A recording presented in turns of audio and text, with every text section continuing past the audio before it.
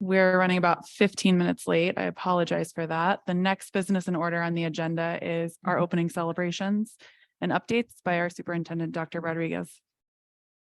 Hey, good evening. I have quite a few because our last board meeting was over a month ago, which was before graduations happened. So I actually want to start off with just another shout out for the class of 2023. In my opinion, graduation week is the best week out of any school year because we get to celebrate the culmination of our students' experiences in our school district. So just another shout out to the class of 2023.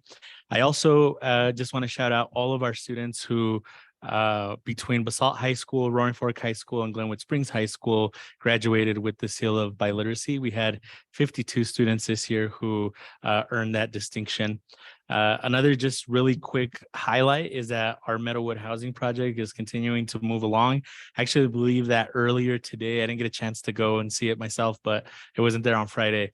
But earlier today, a trailer may have been installed on site, which to me is just another indicator of progress moving forward. We are also hoping to have a groundbreaking dedication in the next month or so. And then these are leadership updates that most folks are already familiar with, but again, we just haven't had the opportunity to share them in this context. So starting off with congratulations to Joel Hathaway, who is our new executive director of schools. As you know, Joel was the principal of Glenwood Springs Middle School for the last 8 years. Due to the timing of Joel's promotion, we have appointed Sarah Castelletto as interim principal for the 23-24 school year. Additionally, Peter Mueller, who served as principal at Basalt High School for 8 years as well, has decided that the 22-23 school year would be his last as principal. So similarly, we've appointed Megan Hartman as interim principal for the 23-24 school year. Both of those permanent principal positions will be posted in the winter, and we'll conduct a full search at that time. For those of you who haven't met my new podcast and crime partner, Cristina Vargas Reynolds, to my right here, we published our final episode of the podcast a couple of weeks ago. So I invite you to check it out. We just elaborated on the previous superintendent column that mostly talked about strategic planning. We hosted an end of year wrap up a few weeks ago with our district leadership, and those topics included celebrations of this past year's success, but also reflection and input on our proposed strategic priorities and initiatives for next year, and then discussion on the revised discipline matrix. Also, a shout out to our instructional team who first week of June traditionally holds June Academy. And this June, we held that again, really focused on 2 major improvement strategies from the district UIP, including strengthening support for emerging bilingual students and ensuring that all students have access to authentically engage with rigorous grade level content. We also recently had an executive leadership team meeting wrap up. One of the things that was really meaningful for me was that we spent a lot of time reflecting individually, but also as a team on what went well this year, what didn't go as well or as planned this year, and what we can do better for next year. So from those reflections, we created commitments, individual ones, but also as a group that will hold each other accountable to this upcoming school year. We also reflected on the wrap up time with school and district leaders and began to plan for our next engagement with our district and school leaders, which will take place on the 31st of July.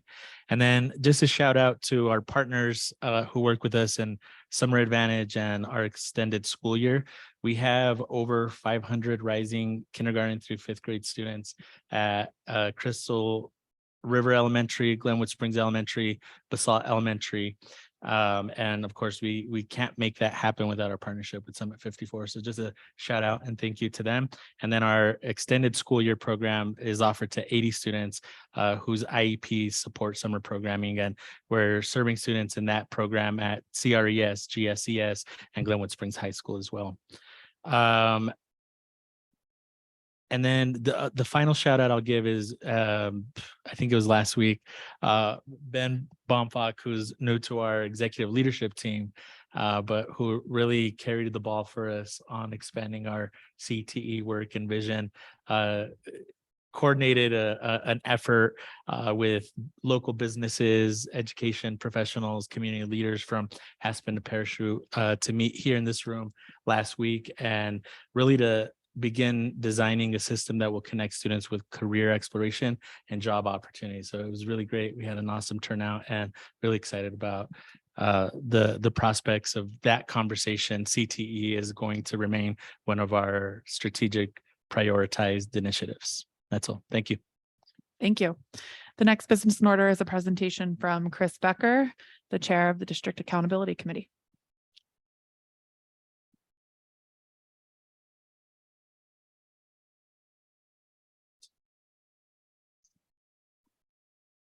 Hi, everyone. It's good to be here again, and thanks for making the time. Really do appreciate it with everything that goes on in the normal course of business. We do appreciate you making time to hear and read and sort of internalize our recommendations and our input as a parent-led organization. I believe everyone is familiar with the DAC and what we do, the District Accountability Committee, but I wanted to just leave this slide in just in case there was any question. Very briefly, the DAC is a parent-driven organization responsible for providing meaningful input to the school board on a few very specific topics, performance, the budgets, and parental engagement, as well as some other things we haven't really started touching yet, but we'll start to do next year, such as teacher evaluation. So next slide. This last year, in August, we had 4 members on the DAC. We now have 10, which is really excellent. It's fantastic. Thing to have different perspectives on the DAC and to have seen it grown and see the engagement blossom like that. Back in April, we created or separated into specific committees, budget, performance, and engagement, which are the 3 main ideas that the DAC engages with. The creation of those committees allows for more of an ongoing focus on issues rather than what we were doing before, which is basically it's budget time. We try to, all of us try to kind of scramble and work in budget. Now it's UIP time, and we all try to work on that. Now we can have sort of a more continuous conversation and a more continuous engagement with the things that the DAC is meant to address. Current leadership was reelected to a 2nd term. That'd be myself as the chair, Tiffany Haddad, vice chair. And our biggest opportunity for improvement, really, rather than do a slide of what the challenges and what we're going to be working on moving forward, the biggest by far issue that we have is promoting total representation in district, and namely Latino representation. We just don't have that on the DAC right now, and it's a big problem. We understand that, and we are dedicated to solving that next year. Solving that next year, and continuing to address that. So to kind of go piece by piece on the 3 sort of big issues that the DAC dealt with this year. One being district performance, the Unified Improvement Plan.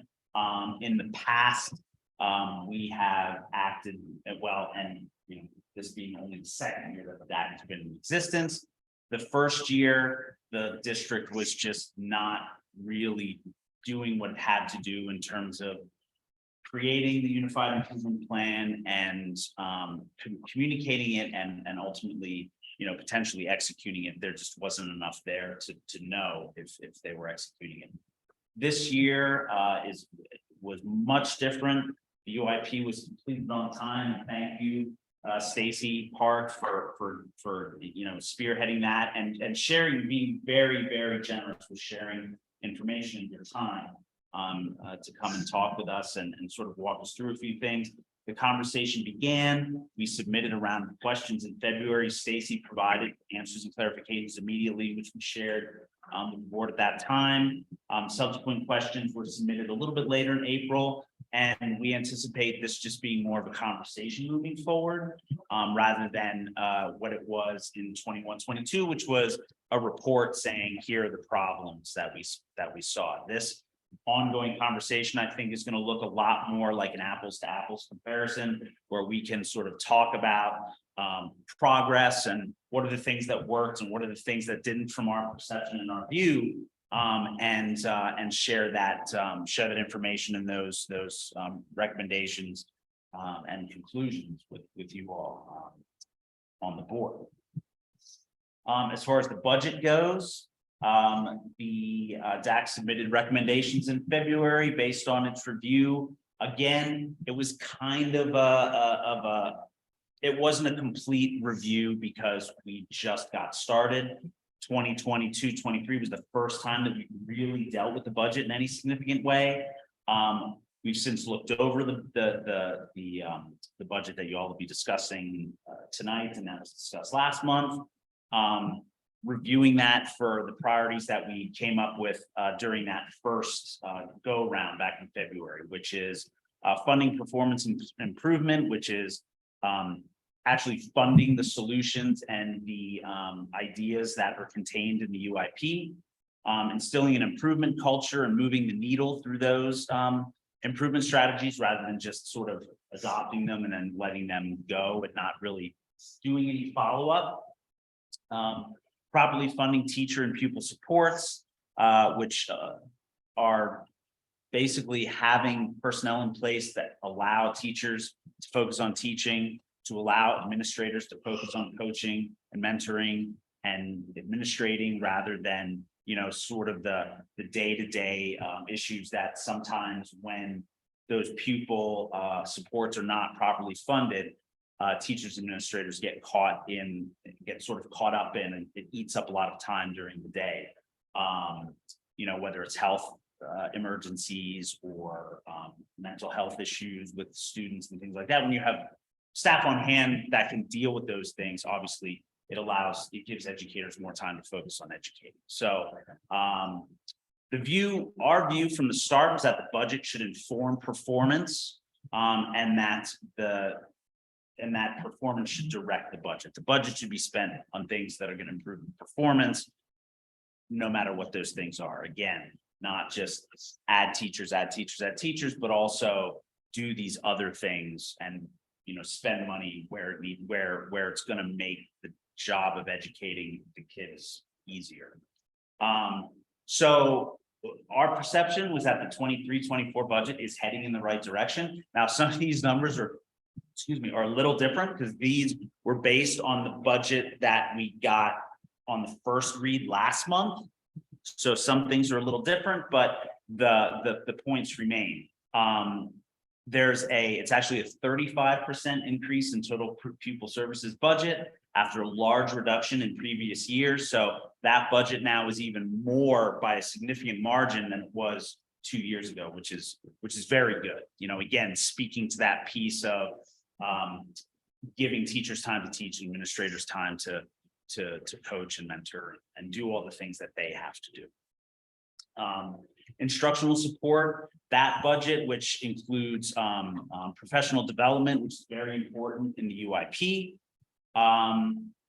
has a little bit of a reduction, which isn't terrific, but from our point of view, from our perspective, but it is all in purchase services. So that, you know, we're going to kind of, you know, follow the conversation on that. And school and general administration, fairly stable. That's a little different. Again, school administration is actually down slightly rather than increased. So the budget priorities that we saw, I think, reflected what our, you know, desires were to see in that budget. So we're pretty pleased with it. So will those changes result in performance improvements? Obviously, that remains to be seen. But from our perspective, as of now, that's all headed in the right direction. As far as parental engagement, school accountability committees occupied a big part of our time and effort. this past year. School accountability committees are simply small versions of the DAC that operate at the school level. They, rather than doing things like fundraising and other sort of like common parental activities, they are meant to focus more on school level budgets, school level performance, things like that, just as the DAC does at the district level. So our current task is to change the culture in the district. We don't have a coherent school accountability system at the moment. You know, the DAC now is in place and functional, but our next sort of challenge, probably the biggest one we have behind representation on the DAC, is to sort of inform this system and get it going at the school level. So what we did in order to, you know, pursue that effort was assign every DAC member 1 or 2 school accountability or schools in which to kind of promote that school accountability piece. We established contacts with engaged parents, and in some schools, every school is very, very different. Some schools, the principal drives the school accountability committee, which isn't ideal. This whole thing is supposed to be parent driven, parent led. But something is better than nothing. You know, I think we have some realistic expectations for where things are going to start. You know, now that we've established those communications, we can share information. That was another really big piece of what we did this past year. Is we wrote a couple that really great, super engaged DAC members wrote bylaws that you know, kind of prototype bylaws that every school accountability commission can use or committee can use. We wrote, you know, just additional material for them to kind of be able to use, and so they understand what their tasks are.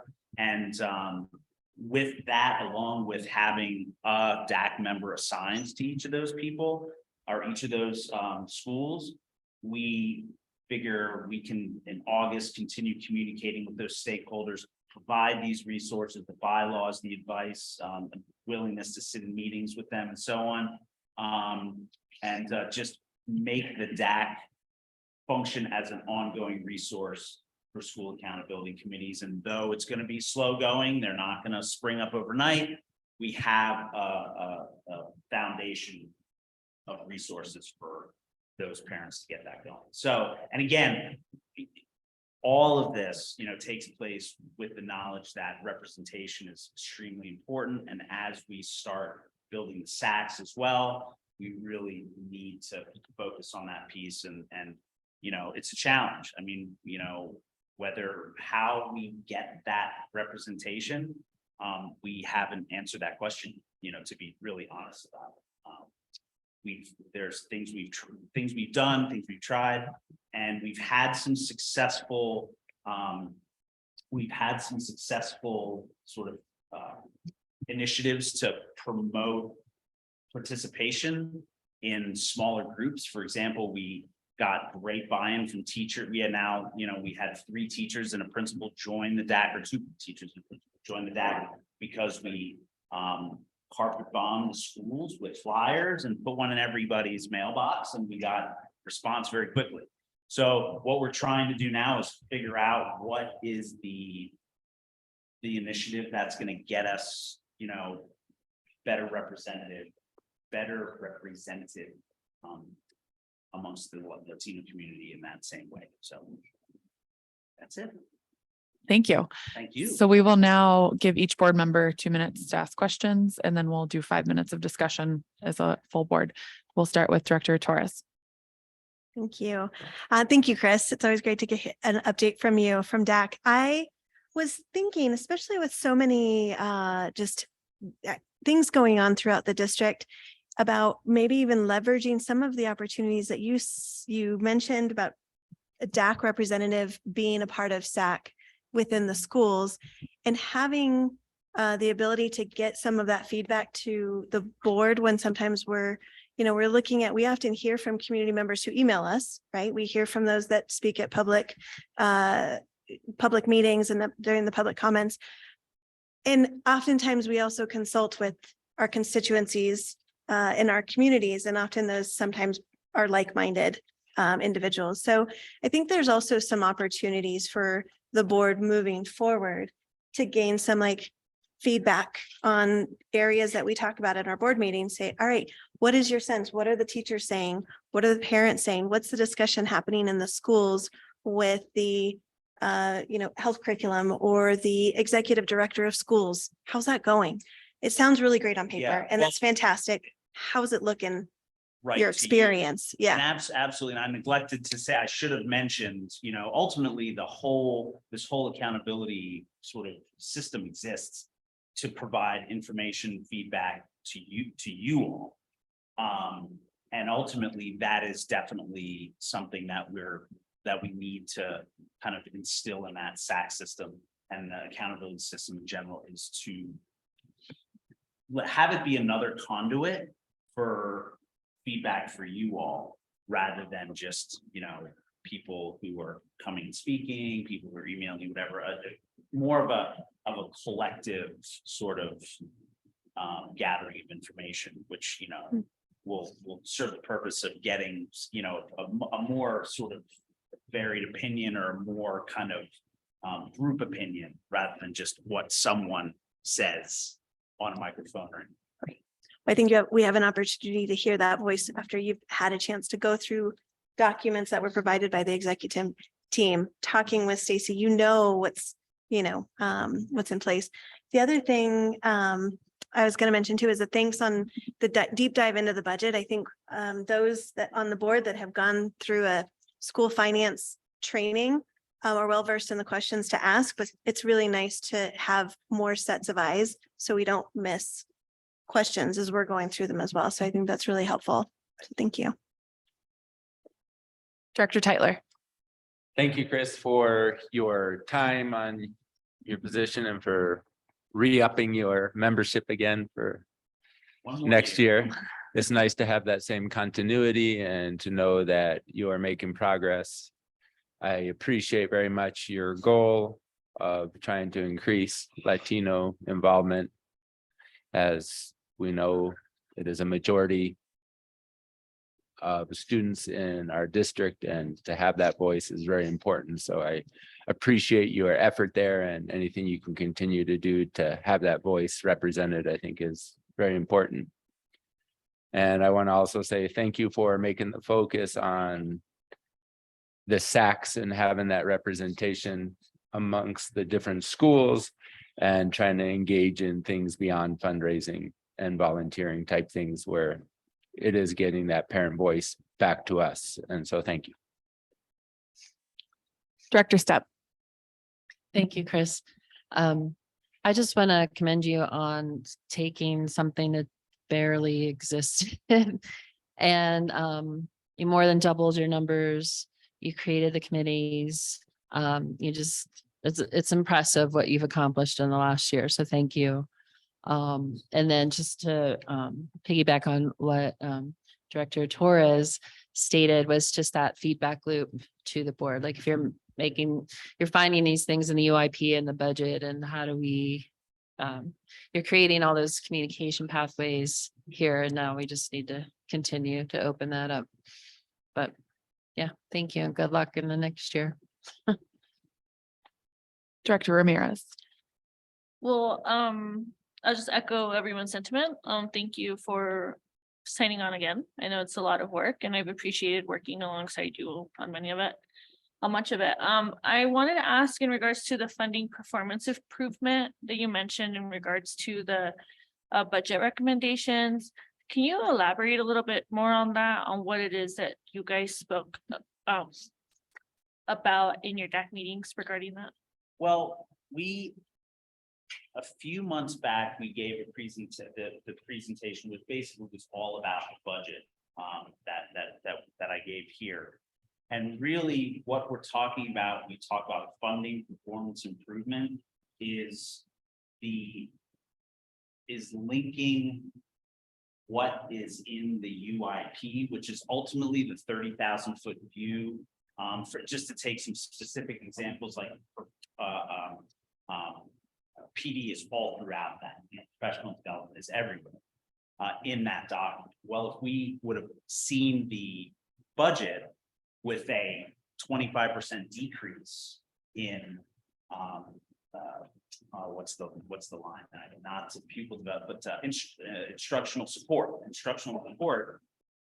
then we would have been forced to ask the question, well, what do you mean? Like what you're saying that it's so important for us to drive improvement through professional development, but you're not funding it over here. So so where's the disconnect? How are you going to do this if you're not going to pay for it? One thing that we really, which is so valuable to have teachers and principals on the DAC, it's just really, really vital.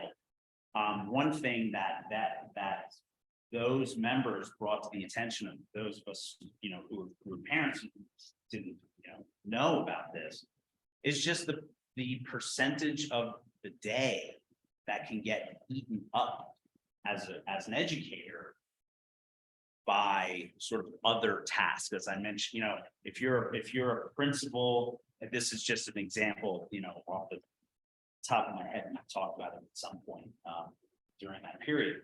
You're a principal and you have mentoring to do and you have classrooms to sit in and spend 15 minutes here and so on, which is kind of, that's the piece that drives improvement. But a kid falls down the stairs and breaks their leg. So now if there's no school nurse or there's not the resources in the school to deal with that incident, well, the person who deals with that incident is the principal or the vice principal. So now you're not doing any of those other sort of performance driving functions, potentially performance driving functions. You're dealing with the poor kid with broken leg. So it's like, so that's the kind of things that we, when I say that performance should be driven by, or it should be married to the budget, that's the kind of thing that I'm talking about. Okay.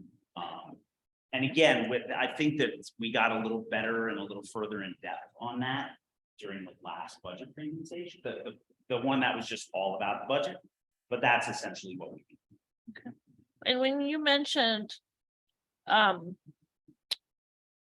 hiring more teachers or the PD for our current teachers as opposed to hiring more staff, was there a conversation around the accountability measure for that?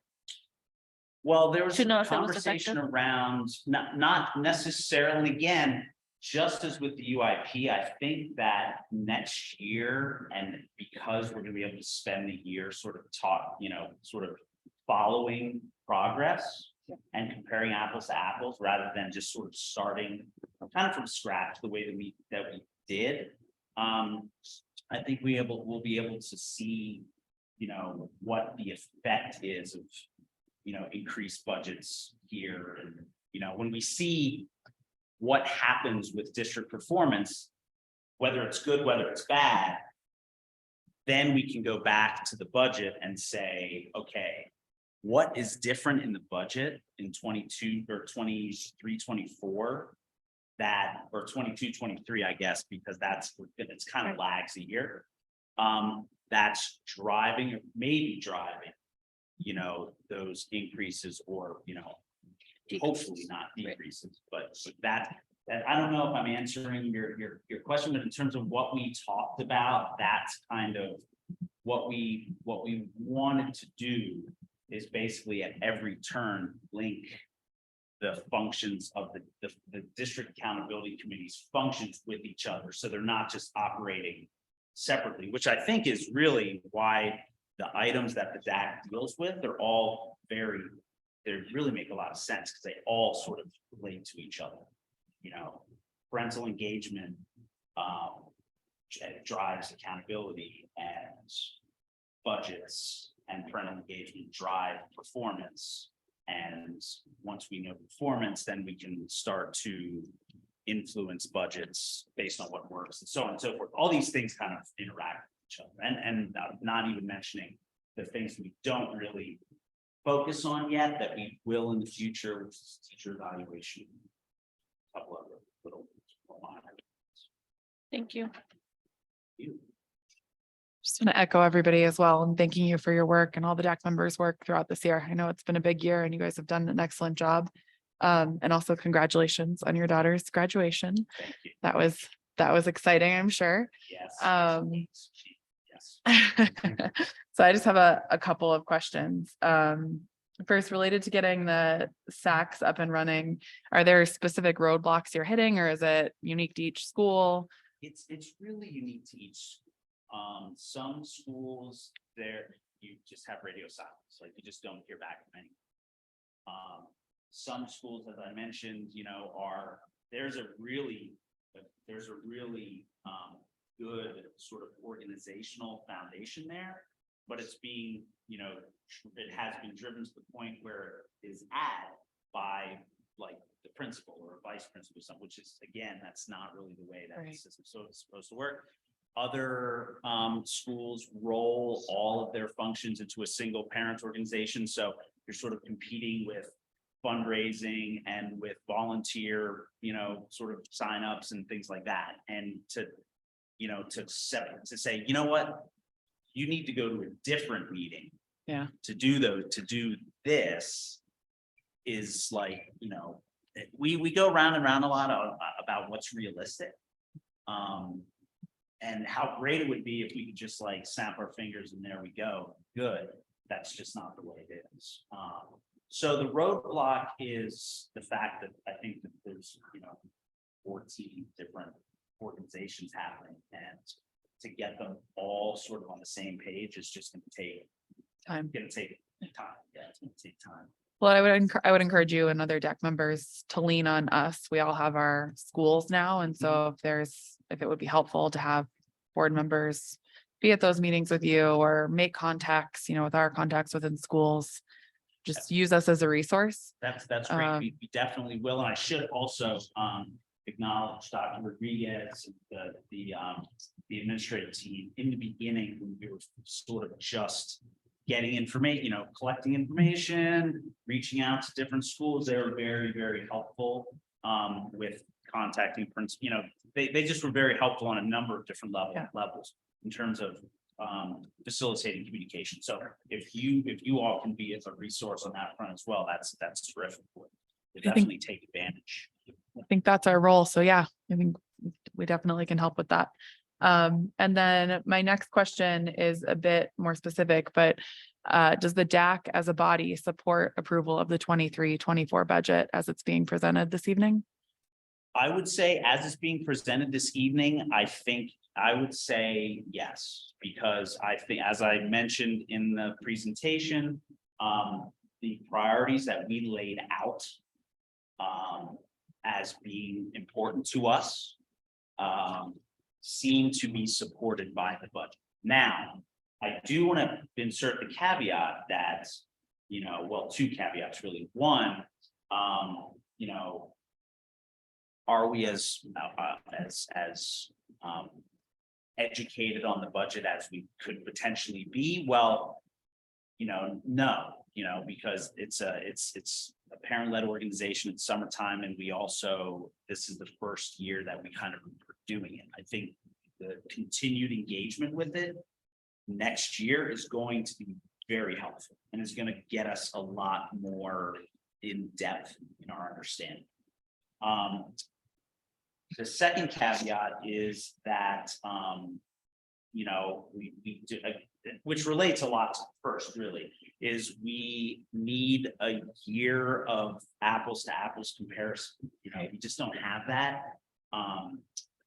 Because we just hadn't engaged in the first year of that, we just didn't have time to really engage with the budget process at all. So this is the first year that we're doing it.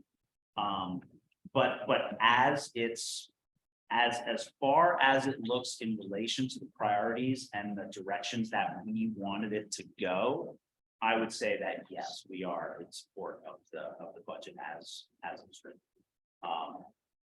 And then we can kind of, as time goes on, we can evaluate whether that was correct decision. Thank you. So we'll now have 5 minutes if anybody else has questions, comments for Chris. I just have a comment. I think it's great that, you've recruited some people and that's one of your top priorities is to get some more representation. But But I think what we experienced in the past is, whoever was leading the DAC, stepped down or moved away or whatever, and then it like fizzled and became non-existent. So we don't want that to happen again. I think you said you have 1 more year as the chair. So I think, you're out there recruiting. I think we need to work in tandem to see how we can make it sustainable. And maybe identify the next leader and get them up to speed so it doesn't fizzle all the great work that you've done. Well, that is the theme of every one of our meetings at this point, is like, what is this look like when we're all gone? And that is, realistically, we need to figure that out, and we need to know how that goes. Anything else? Thank you so much, as always. Thank you. We appreciate you Thank being here. At this time, we would welcome members of the public who have signed up to address the board. However, this evening, there are 0 speakers who have signed up. Members of the public who wish to share their views with the board may also do so in writing at any time. For this evening's public comment, we received 6 written comments. The next business in order is the approval of the consent agenda, which includes routine personnel minutes from our previous board meeting, and policies JFBA, JFBA-R, JFBB, JFBB-R, IMB, IMBB, KEF, and IHBF on final read. Directors, are there any items that you would like to pull off the consent agenda for a separate discussion and vote? Hearing none, do I have a motion to approve the consent agenda? I move that the board approve the consent agenda as presented. I second. Please call to vote.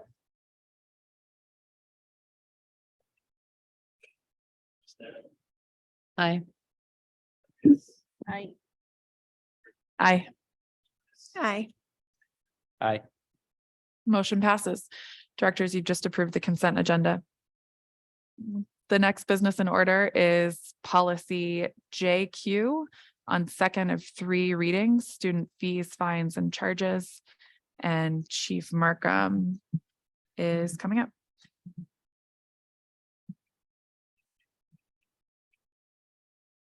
So we will begin with you, Director Tyler.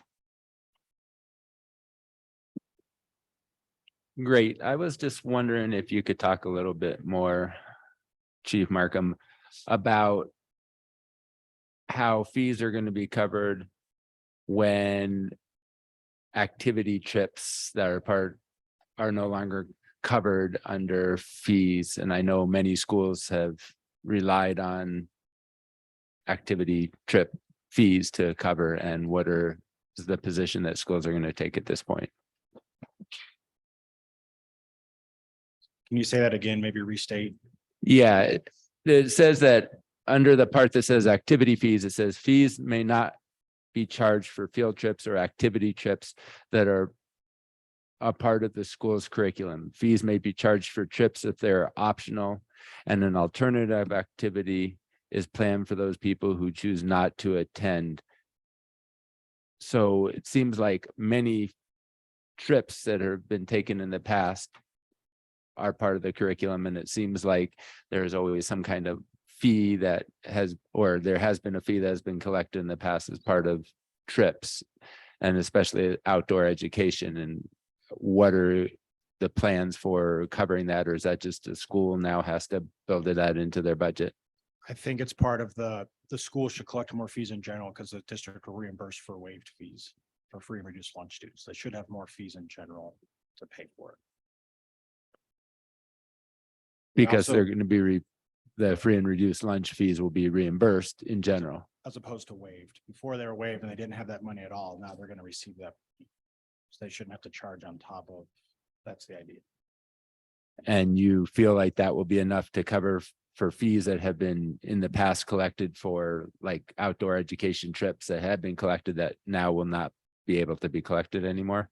So again, it can be collected. It's just part of the $90 collected. It wouldn't be on top of that. And overnight fees can still be charged.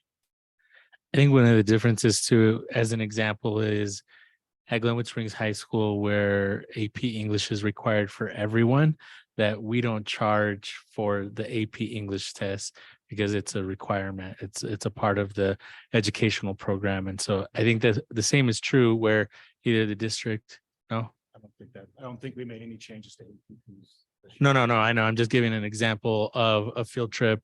If a field trip was, for example, a required part of the educational program, that we would either cover the cost from the school or from the district. If it's a required learning, So elementary schools can charge up to $90 and that's what we'll cover, nothing over that. High school's up to 180 and we'll cover up to that, nothing over. right? And their required courses or core classes have to be within that 90 or $180. Anything beyond that can be a charge. So the example we used was like woodworking. You have to have a free option, which probably uses pine, but if my student says, no, I want to make a mahogany table, well, that's fine, as long as we pay for it. Right.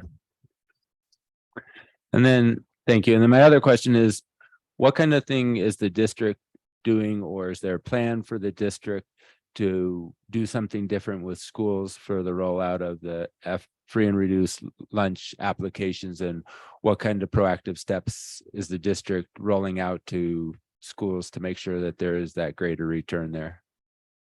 That's something we're working on this summer, is how to better outreach. We've been already talking to food service team with Octavio and Michelle involved, and then we'll start to brainstorm over the summer how to make a better effort to collect those. Okay, great. Thank you. I would like to note there's multiple edits to this policy around 5:30 tonight, and so I'm really uncomfortable discussing this without having had a chance to talk about it in a policy committee and the implications of these, because a lot of these changes we basically won't be able to implement our feed program next year the way these are written. I just read through it as well, and I agree. Like, I have a hard time coming up with questions with these edits just being made. So, because they These are significantly major impact changes to the how- policy and the purpose behind it and the way that it functions. I'd like to take these back to policy committee and have discussions. I think that that's most appropriate. Our goal in getting this on the agenda now was so that we would have a policy in effect coming into the school year in August. And that will obviously put us outside of that schedule. But Director Ramirez, do you want to comment? Because you made these edits? or- We didn't get to have policy committee this go around, so I honestly right now was going through it and recognized I had some edits that I needed to add. I mean, I don't know how you guys want to do this. I definitely would want to go over them. I just assumed we would talk through them. I don't think that. I feel uncomfortable without Anna or having any time to discuss with school leaders. And the other teams that we put together for this sort of policy. Like, this is not a 2-minute read through it, figure it out kind of thing. There are major procedural implications for these recommendations.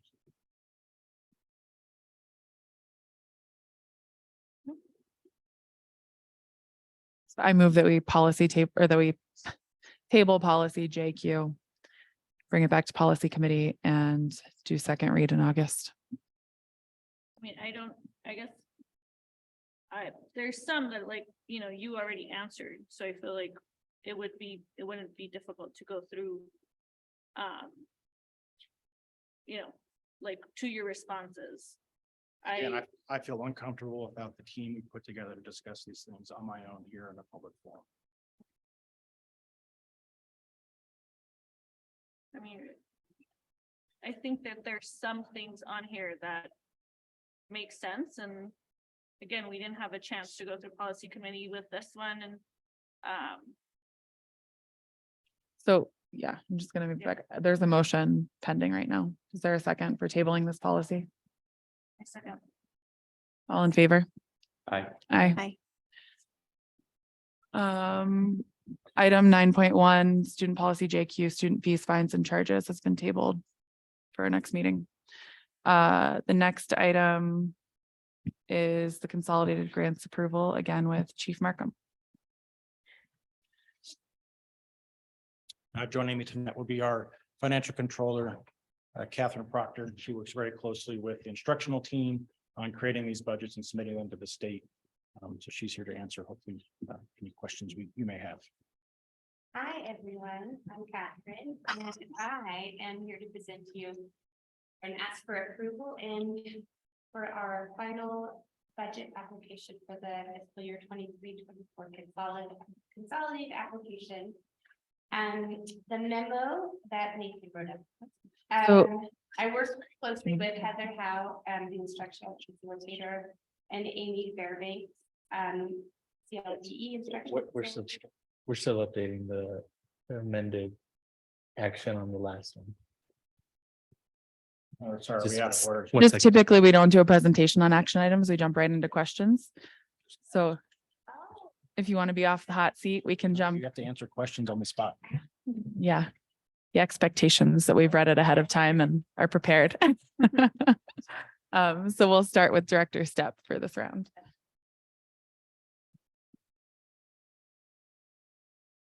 I'm assuming that this is something that is done every year with a consolidated application for these particular grants. And is it a yearly renewal? yes, every year. The fund amounts change. Is there, since it's an application, is there a chance it might not get approved? Or is it pretty much a formality to submit the application? Typically, we submit it and then it's reviewed and reopened at least once or twice. Where the CDE approvers, who are the grant specialists, they will find items within the application that they either want us to refine or revise, or they'll ask questions about, and then we review and make any changes that they have requested that potentially may not be in compliance. And it's not a competitive grant, that's where you're going, like, there's a chance we get turned down, like, we're in our allocation for next year. We would have to propose using them for blatantly unallowed activities or just not turning an application. But we'll work with the appropriate people at CDE to make sure that what we're submitting lines up with the intent of the grant and with what we intend to do with the funds. Again, we use these to support positions on an ongoing basis. So it's fairly routine for us. Is, you said you already kind of knew the dollar amounts, I'm assuming that's in like the grant specifications, but is there any an opportunity to ever ask for more? Or, It's all formula driven. So it has to do with our student counts from the previous year. okay, thank you both very much. Director Ramirez. I hope we did this one. Thank you. Director Torres. Yeah, so I was curious in reading the criteria for Title I. It says the district is required to set aside funds for participation by private local private schools. That required to set aside, is there a specific amount that is required to be set aside, a percentage? And follow up for both questions is, right now it says St. Stephen's currently is the only private school participating. Is that because Waldorf and Cornerstone have chosen not to, but they could later if they change their mind? Yeah, so each year, part of the process is we have to do mandatory outreach to all private schools in our area. And so we start off with an email, there's a form, a consultation form, we have to at least have a consultation. Some are super quick, CRMS emails back within a minute saying we decline to participate. That's that. Others, we sit down with St. Stephen's, we sit down with Waldorf, discuss what the requirements are for, how this is how you have to count students, so on and so forth, and they opt in or decline. And then their set aside amount is a per pupil amount. Oh, okay. Yeah. So And you it have to make changes every sure, year as our pupil count changes and their pupil Got count it. changes. The amount that they receive each year can change as well. okay, so that amount allocated for our instructional intervention, like there needs to be a formula to make sure that there is sufficient funding for that per pupil allocated amount. Yeah. Okay. Thank you. That's it. Director Tyler. On the Title III and immigrant set aside, it says that the money that we are getting through this is used to support and fund the CLDE instructional facilitator.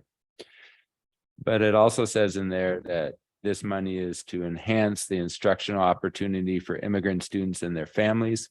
Have we had any discussions about doing some kind of support for immigrant families and doing some kind of family support and education? And the immigrant set aside is actually, it's Title III SA, so it's actually a separate set of funds. That award is actually separated into two different buckets of money. So the Title III is specifically for English language learners, whereas Title IIIA set aside is specifically for immigrant family resources and anything we could do to support them. So yes, we do work with our LDE and family. Yeah, in the past, we've used that funding for to help fund family liaisons in the schools. And that just recently changed, and now we're using it for other supplies that our schools are asking for to help families. Curriculum, appropriate textbooks, culturally and linguistically diverse textbooks, those sorts of things that can support immigrant learners. So that 169,000, you see that's really two amounts. I think it's about 150, and we'll say 19,000 is the set aside. So. And has there been any talk about doing anything with family support, or you said the family liaisons, and I know that continues, I but mean, it's kind of an or situation. I mean, we're using it for, like Catherine said, like supplies, texts, stuff like that, that support immigrant learners. thank you. And I don't have anything further. Thank you both for your work on this. We have 5 minutes of open discussion. I guess I have a question, because I was curious about the participation by the local private schools, and when Chief Markham, you mentioned that Waldorf or Cornerstone have declined to participate in that. Is that because there's additional parameters that they're required? Like, it seems like if you're willing to like get some grant money, you would want to be participating, not unless obviously there's more things that they. I just think Title I tends to be more restrictive, so you have to use it for your Title I learners, and so either they don't have the means to count, they're not counting as rigorously as we need them to count students that would fit into FRL. They might not have an FRL app. That's how we count those students. And it might just be for a really small amount of money. If they've got 1 or 2 students and there's going to be a bunch of hoops to spend that, they may just say we pass on that. Because the way this works is if they want to buy some pens with that money, and that's allowed, I have to buy the pens and mail it to them and spend the money on their behalf. So it can get a little, for small amounts of money, there's tons of admin that can go into that sort of arrangement. So we don't just write them a check and be done with it. We have to spend it on their behalf. So when Title II is for teacher training, so someone may go to take a class, we actually have to enroll them in the class with our funds. They never leave our custody. I see. Okay, thank you for clarifying that. I was kind of surprised when I heard they might pass and not. Yeah. Okay. And my apologies, this is an action item, so we should have started with a motion to approve, and I missed that in the start of this. So is there a motion to approve the consolidated grants application? I make a motion to approve the consolidated grants application. Is there a second? I second. Is there any further discussion? Call to vote?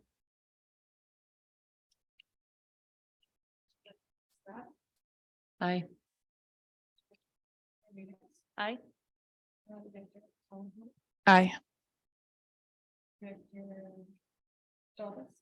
Aye. Aye. Motion passes. Thank you both. The next business in order is approval of the 23-24 budget. Is there a motion? I motion to approve the 2023-2024 budget. Is there a second? We'll begin with discussion, and this time we'll begin with Director Ramirez. I appreciate the time and effort that went into this. I appreciate having DAC here tonight to also lend their support. I think this is, we've, in my 4 years, I feel like we've gotten better at this as time has progressed. So I'm grateful for the opportunity for us to be able to get some of this work beforehand. And to also have more presentations and clarity moving forward. And I would just urge and encourage us to continue to put budget presentations and memos into our regularly scheduled meetings and work sessions as much as possible. Thank you. Director Torres. I echo the sentiments of Director Ramirez to say, I think we've gotten to a point with a lot of coaching and education from Chief Markham about the budgets, and as well as thank you, Chief Kohlenberg, for asking DAC and asking Chris, do you all support this as well? I think it's important for us to be thinking about things that, you know, may not have been our focus area of questioning, but that we're keeping all of those things in mind. And thank you. I also really appreciated, I mentioned it in our work session, that spreadsheet that went into greater detail as far as the schools. Yep. That was just a aha moment that almost like closed the loop for me to realize there are certain areas that have some flexibility. Here's where you can maybe spend some of the funding that you get, and here's where we know you need to spend it for just this. Right. And I thought that was really helpful, just for feedback on this. So thank you. I have no questions. I feel like we've had an opportunity to ask quite a few times. So thank you. Director Tyler. Chief Markham, thank you for answering questions in our work session today. That was very helpful for me. The only part that to me lingers maybe a little bit is it seems like we could use some more clarity on the pupil activity fund and how that money is to be spent or could be spent, and if we continue to have large excesses in that budget line, what it is that we could do to change that and where we can move forward with that. And again, and that money is off limits to us, right? That is at the schools where it's collected for the purpose that it was collected. So that's not funds that's available to do anything. It's, if you've collected that for fees or an after-school club, that's what it is intended to be spent on. So I think you're right. There's some things we can do to maybe follow up on that, but those aren't freely available funds. Mhm. Thank you. Director Stepp. I did have a question. I'm trying to find it. I was a little confused in the big report that you gave us. The beginning fund balance was 28 million. And that was on page 2. And then on page 3, it shows how we're going to use the portion of the beginning fund balance, but that's like way more than 28 million. But then it says some of these may be an ongoing deficit. So I guess do we always take that beginning fund balance and we always appropriate it to the different fund balances? So that beginning fund balance on page 3 is general fund only. And what you're referencing on page 3 is all different funds. So general fund, there's only 10.875 million, techno fund 683, food service fund 500. Those are all different funds, not coming out of that 28. Only that very first line is. Okay, They all have their own beginning fund balance. general fund. We and tend to general. talk almost exclusive about the general fund because that has the most variability. But food service is spent on food service, techno is spent on tech. They all have their own separate fund balances. Okay, yeah, I thank you both for all your hard work on this and for making it relatively easy to understand. Director Ramirez. Did I? Okay, sorry. Wasn't sure where I was in line.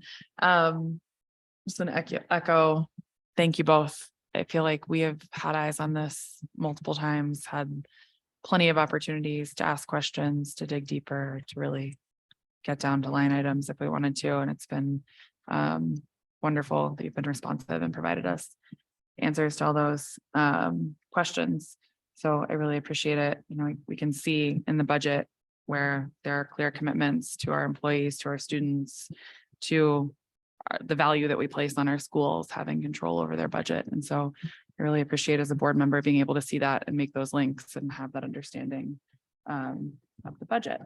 And echoing Director Torres, being able to see school level budgets, I think was huge this year.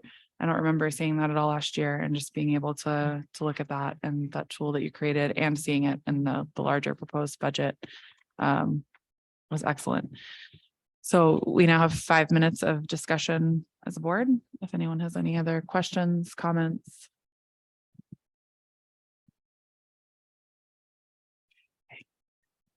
Seeing none, I'll call the vote. Wait, Oh, one sec, sorry. Chief Markham brought this up in our work session that people are going, because CMC is providing a tax rebate on the property taxes, and people are going to be questioning that. So I think we're going to have to be clear on our communication, like you explained, like that only offsets what we get from the state, and we have to maximize what we charge. So I think that's going to be an important piece of information going forward after the budget's passed. Yeah, that's all. I would agree. Anyone else? Anything else? Please call the vote. Aye. Aye. Aye. Aye. Aye. Motion passes. Thank you both. Thank you. Just to be sure, there's two resolutions. Do we need 2 votes? One's the appropriation and one's the use of beginning fund balance. Let's want to make sure we covered our bases there. Pages 2 and 3. I only have the approval on the agenda, so I don't, Okay. I mean, if it's approved as presented, that's presented. So I just want to make sure. yeah, it's been approved as presented.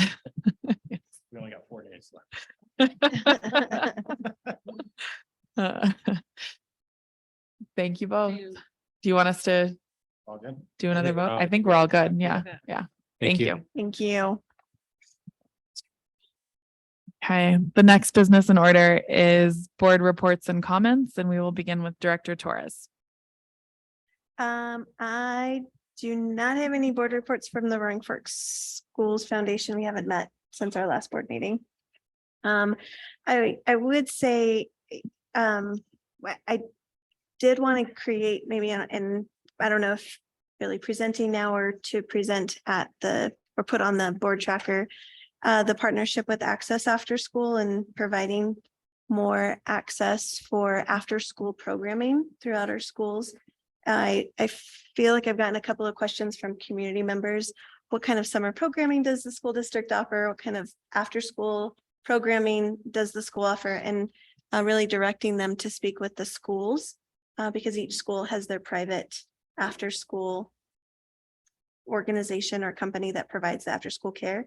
So something that I think would be beneficial moving forward is have a designated point of contact just to ensure that we're providing equal opportunities for after school programming throughout our school district. So we can put that on a board tracker for when we return. And I thought that was those are things that families are starting to ask questions about to prepare for their schedule and also determining where they want to send their kids to school. One parent said she chose the school that she did primarily because she knew that school had an after school program. And that I think speaks volumes to, if that's not something that's consistently provided, maybe an area for us to be thinking about. Thank you. Mhm. And Director Tytler. I would just like to give a little bit more of an update on Meadowwood. I know we talked about that and it's very exciting that work is getting ready to get started there. It seems like starting this week, there's going to be some site utility work starting there. But the big sticking point up until this point had been our building permit, which we were having back and forth between the state and the town and who would pick up that building permit. And now it seems like the town is going to give us that go ahead, and we're hoping to have that building permit by somewhere around maybe the 21st of July. And so we're hoping to have that building permit that will let us do stuff below grade and get actual work starting, and that the whole end date is something around the length of 14 months after we begin. So the hope is that by maybe August 24th. It could be an end date and a move-in time. And as that will run up against the start of the school year for teachers, and we're talking about 50 people moving in to their place after school's already started. I hope that maybe as we look at a calendar committee for next year, that maybe that could be something that can be taken into account as we look at calendars, and whether or not there's like some days off during that calendar at that time, or there's a later start or something, but just to make sure that that's on the idea of the calendar committee as that comes about. And then I don't know if anybody else would like to talk about this too, but we, all of us here on the board in some iteration and some certain amount of days participated in the housing task force that was put together. We had 16 to 18 public members participate in that. And a lot of those who met every time that we had one of our 5 meetings, and wanted just to say thank you to all of those people who worked on that, and that they did come back to us with 3 recommendations. And those recommendations, as their sort of code number 1 recommendations, were to either build or buy a house for superintendent housing. And then the 3rd one would be some kind of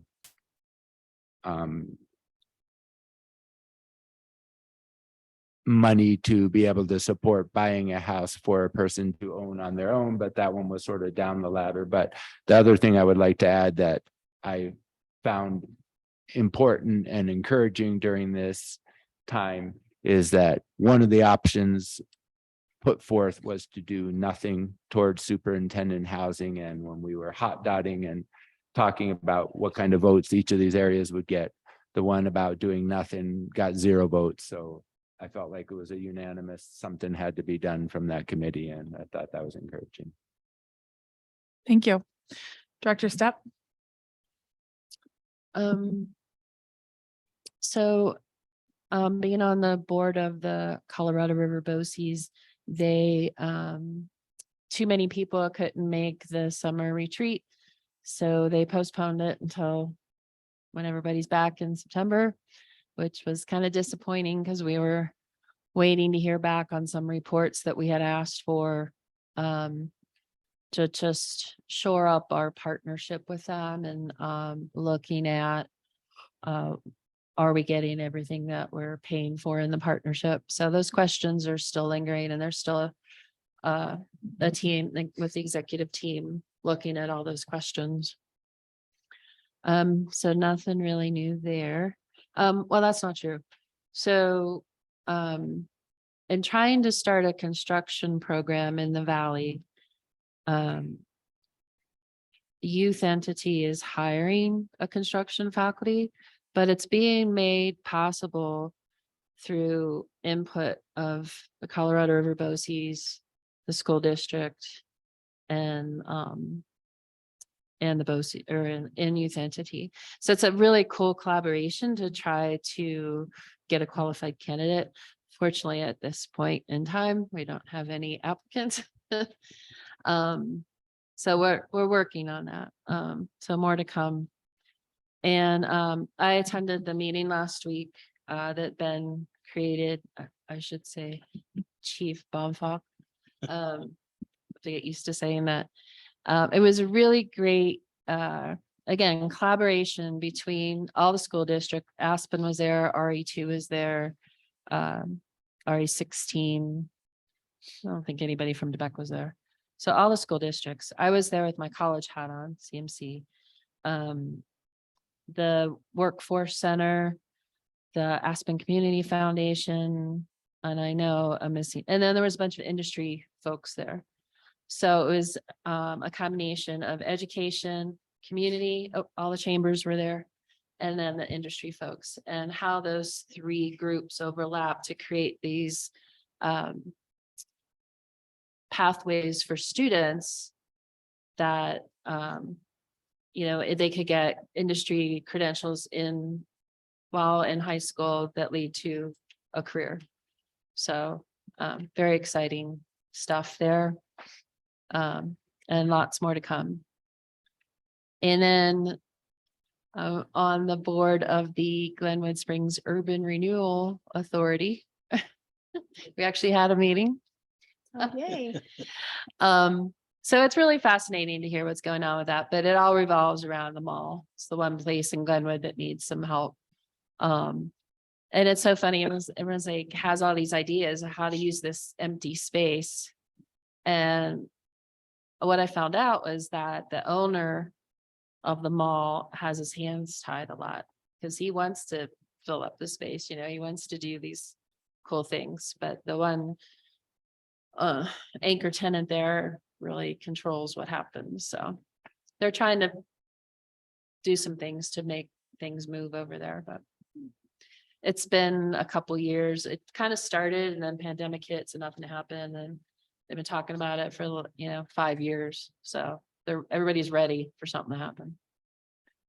But I think that was all with me. Thank you. Director Ramirez. Thanks. And I think we were there, Roaring Fork School District, right? Dr. Rodriguez, this is the one, at the event you were talking about where all of the chambers and Here. yeah, Mhm. yeah. So I just want to say thank you again to the DAC. I want to say thank you to the task force. I also want to give kudos to our graduates from Yampa, from the 2023 school year. I think part of being the board member in Glenwood is a lot of our kids, whether they're going to private schools or going somewhere else in the community, like they all end up at one of our graduating schools. And whether it's Bridges, whether it's Yampa, I think it's just amazing that we can continue that we can continue to highlight all of the work that goes from our staff. I personally got to attend a NALEO conference for policy leaders last month, which was really amazing and fruitful. And, I came back with some ideas that I was able to share with Dr. Rodriguez on a one-on-one, but essentially, they're able to pull data in Phoenix on students that are graduating the high school and helping filter them into the college system. And so, I know that we have a really great program with pre-collegiate, but we're obviously working still on our CTE programs, but I do think, being able to find some strategies and pull from other states and other districts on how they're creating and expanding their graduation rates is something really important. And I know it's something I've requested from the team. So I look forward to that work in the coming months. So time that we have some time to work. I don't have anything specific to report, but I did want to speak briefly about some of the conversations in our work session surrounding the upcoming election. I think as people know, we have 3 seats that are up for election this fall. And one of the things that the board wants to proactively be doing is educating community members on what the role entails and on what it looks like and what the commitment is to be a board member. And I am excited to get back into the work of working on a board handbook to build some more of that institutional knowledge for this body. And so that incoming members can hit the ground running and have a little bit more support as they jump into this role. So I just wanted to call out that specific piece publicly because we haven't had much interest expressed as of yet. And I would encourage everyone to reach out to those people that that are close to you that might be willing to serve on this role and have them contact current board members so that we can have those conversations because August will be here before we know it. So that's all I have on board reports. So we'll now move on to our final item, which is appreciations. We will begin with Director Tyler. I would just like to appreciate all of the people who are in contact with us as a Board of Education, who take the time out of their day to think about what is happening in our education system and who make it their place to come to meetings, to send communications to us, to speak with us. And I think where that is often perceived as a difficulty for us, I would like to look at as the flip side is saying thank you to these people who are showing interest in their school district and willing to take the time. And I've had a lot of great conversations with people, and I think that's a great thing for us as a board to hear from the public. And so I would just like to say, please continue with that and allow us to hear voices that are representative of different groups. Thanks. Director Stepp? I just want to appreciate Chief Baumfog for creating a space for and inviting all of those people to come together.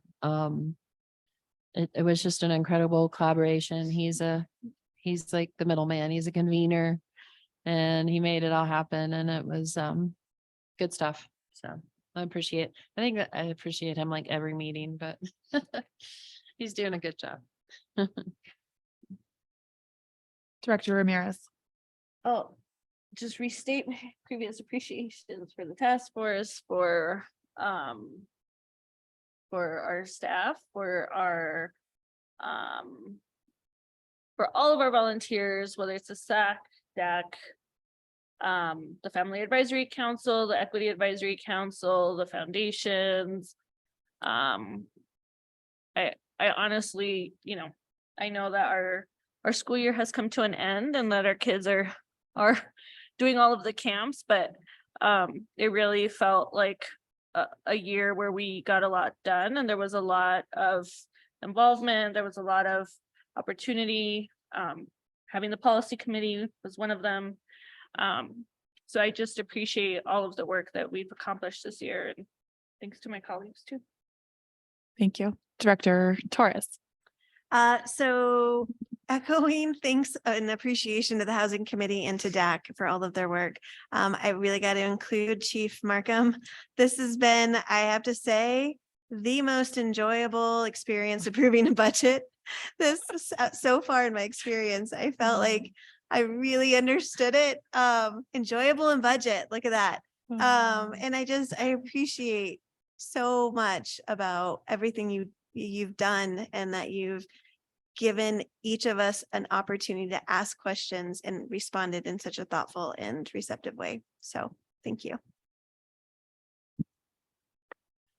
So I'll echo the sentiment. I'm very grateful for the Housing Task Force members and everyone from the community that committed their time to go through that process.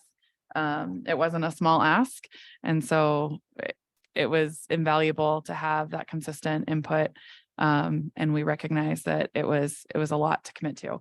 So I'm very appreciative of them.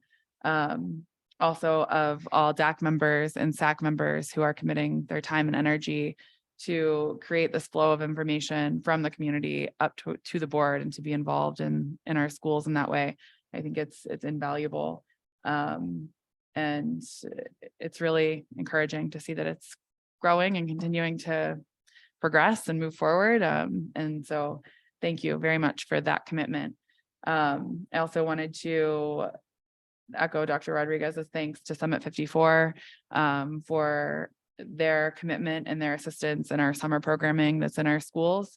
That is well underway. And I was at the Basalt Pool this weekend with my kids, and there was a kindergartner who came up to my son and said, "I graduated from kindergarten on Friday, from Summer Advantage Kindergarten. Didn't you graduate?" And so the kids are obviously having a great time and really enjoying themselves. And the effort that goes into that, I know, is huge, and it makes a palpable impact for our kids and our families. So I'm very, very appreciative of that. And I hope that all of our educators and other staff who are not working this summer are able to get some rest and enjoy the beautiful weather that we're finally getting. And thank you to all of you that are still here tonight with us at the end of June. If there is no further business and no objection, the meeting will be adjourned. It is 8:09 p.m.